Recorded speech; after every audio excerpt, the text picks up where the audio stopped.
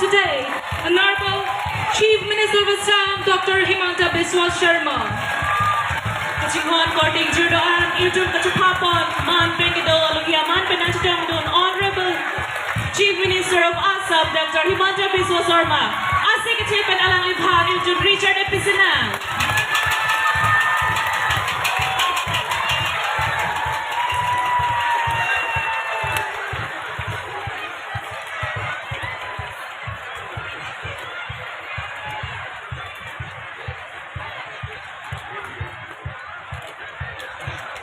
Ladies and gentlemen, we welcome you to the heralding progress and prosperity in Karbi Anglong.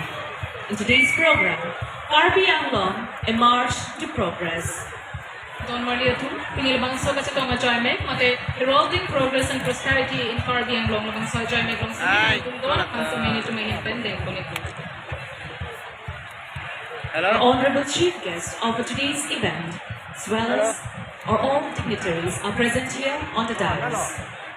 We shall now begin today's program by singing the state anthem, for which I request each and every one of you to kindly rise up.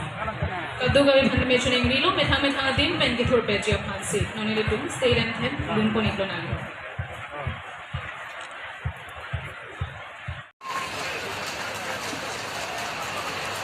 I request my colleague to felicitate Honorable Chief Executive Member of Karbi Anglong Council, Dr. Taralangso, with the Karbi Popo. We would like to felicitate in our midst all Lapenke Jambo Rong Petsi, alang Lipnata Karcho, Lapenke Labanso Mailang Dengpondo. I would also like to request my colleague to felicitate Honorable Diphu.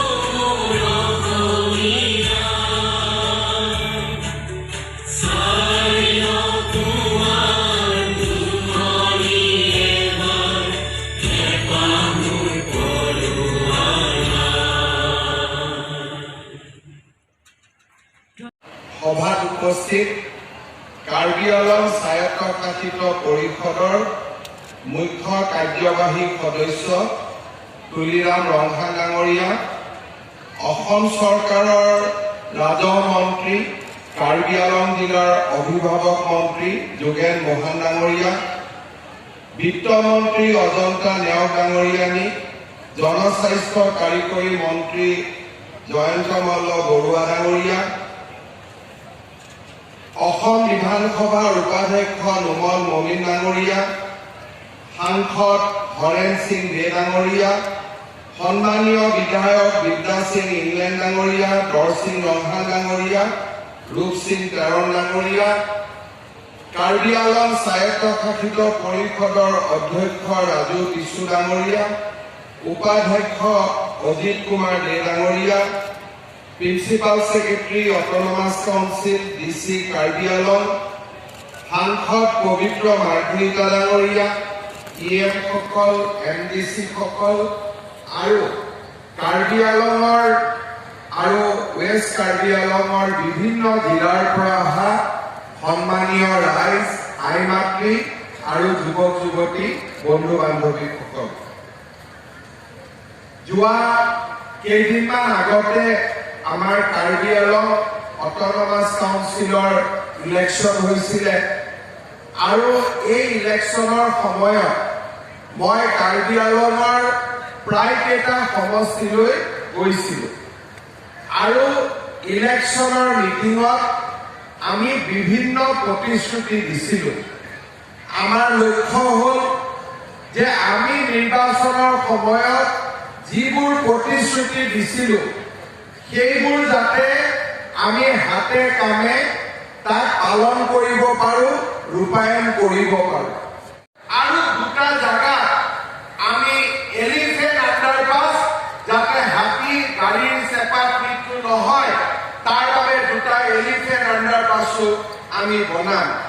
এই গোটেই আঁচনিখনৰ কাৰণে 922 কোটি 1000 কোটি টকা ৰাজ্য চৰকাৰে অনুমোদন কৰিছে।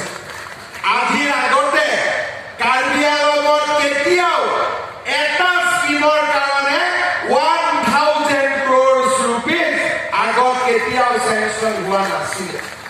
আজি কাৰ্বি আলং জিলাৰ বাবে এটা ঐতিহাসিক দিন যে পশ্চিম কাৰ্বি আলং আৰু কাৰ্বি আলং জিলাৰ মাজত সংযোগ স্থাপন কৰি 1000 কোটি টকা ব্যয় কৰি 75 কিলোমিটাৰ ৰাস্তা নিৰ্মাণ কৰিবলৈ ব্যৱস্থা কৰা হৈছে।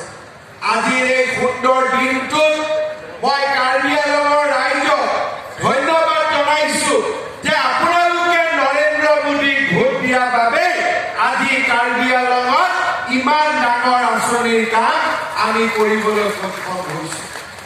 যদি সেই সময়ত আপোনালোকে বিজেপিক ভোট নিদি বেলেগ পাৰ্টিক যদি ভোট দিলেহেঁতেন আমি ইমান ডাঙৰ কাম কৰিব নোৱাৰিলোহেঁতেন।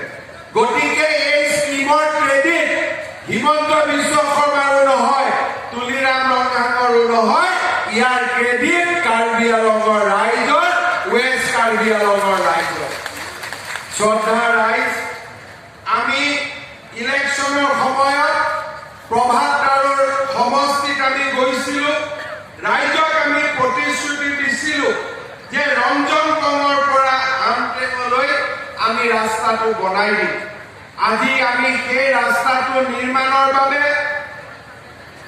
কেইবাটাও নতুন কামৰ ইয়াতে আৰম্ভণি কৰিম আৰু আজি শেষ নহয়, আজিৰ পৰা আৰম্ভ হৈছে। প্ৰত্যেক 6 মাহৰ মূৰত, 7 মাহৰ মূৰত আমি লাহে লাহে আপোনালোকক দিয়া প্ৰতিশ্ৰুতি অনুসৰি কামবোৰ কৰি কৰি গৈ থাকিম।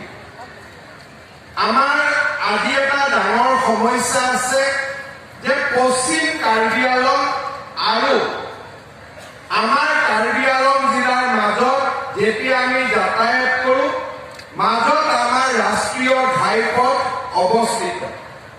আমি বিচাৰিছিলোঁ যে ৰাষ্ট্ৰীয় ঘাইপথৰ ওপৰত এখন উৰণীয়া সেতু হৈ কাৰ্বি আলং আৰু ৱেষ্ট কাৰ্বি আলঙৰ মাজত এটা সুন্দৰ পথ যোগাযোগৰ ব্যৱস্থা যাতে আমি আৰম্ভ কৰিব পাৰোঁ।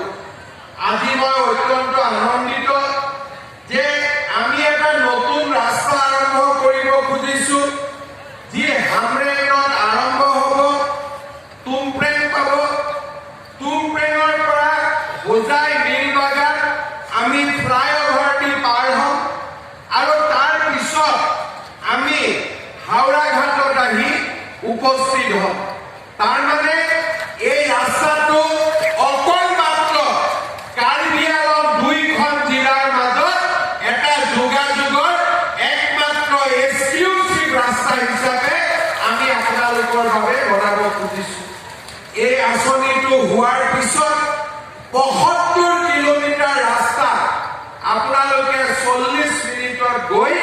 হামৰেনৰ পৰা হাওৰা ঘাট আপোনালোকে উপস্থিত হ'ব পাৰিব।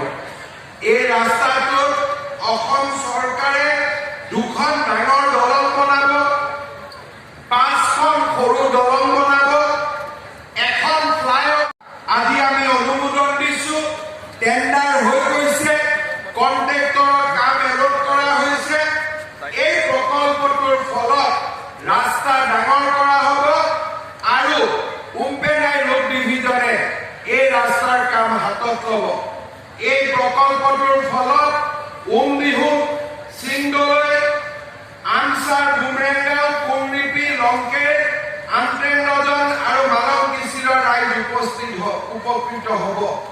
পশ্চিম কাৰ্বি আংলঙতে ৰজাবাৰীৰ পৰা ডালিমবাৰীলৈও 24 কিলোমিটাৰ ৰাস্তা নিৰ্মাণৰ কাম আজিৰে পৰা আৰম্ভ হ'ব। ইয়াৰ ফলত আমাৰ নগাঁও জিলা আৰু ইষ্ট ৱেষ্ট কৰিডৰৰ মাজত এটা যোগাযোগৰ সুন্দৰ ব্যৱস্থা হ'ব। এই পথছোৱা আমছৈ গেটৰ পৰা আৰম্ভ হৈ বৈঠালাংছুত শেষ হৈছে। আগতে ইয়াতে 2খন গাড়ী যাব পৰা আছিল, এতিয়া আমি ইয়াত 5.5 অৰ্থাৎ সুন্দৰভাৱে 3খন গাড়ী যাব পৰাকৈ আমি ৰাস্তাটো নিৰ্মাণ কৰি তুলিম। ইয়াৰ পিছত জিৰিকিন্দাঙত মই ইলেকশ্যনৰ মিটিঙৰ সময়ত গৈছিলো, খেৰণিৰ পৰা জিৰিকিন্দাঙলৈকেও আমি 36 কিলোমিটাৰ নতুন ৰাস্তাৰ কাম হাতত ল'ব খুজিছো।